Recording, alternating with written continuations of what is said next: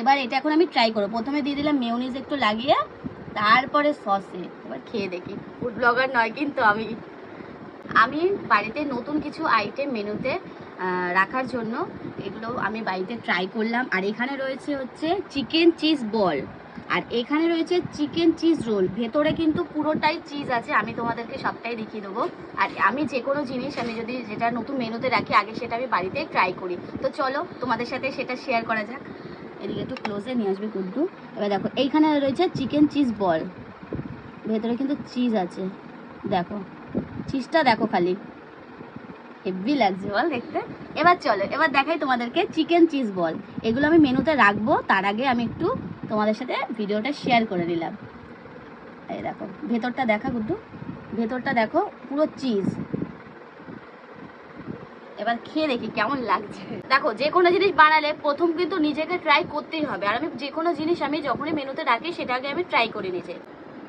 এবার এটা এখন আমি ট্রাই করবো। প্রথমে দিয়ে দিলাম মেয়োনিজ একটু লাগিয়ে, তারপরে সসে। এবার খেয়ে দেখি। ফুড ব্লগার নয় কিন্তু আমি।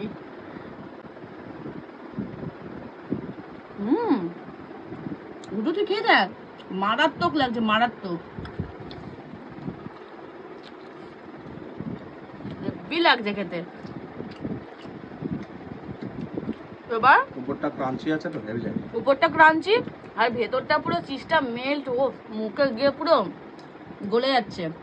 এবার হচ্ছে চিকেন চিজ বলটা খেয়ে দেখছি। একটু মেয়োনিজ, একটু সস। চলো খেয়ে নিন।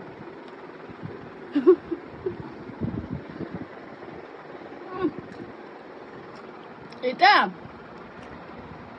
গুড্ডু পুরোটা খেয়ে নে। দুটো একদম মারাত্মক লাগলো, বিশ্বাস করো এত সুন্দর লাগছে।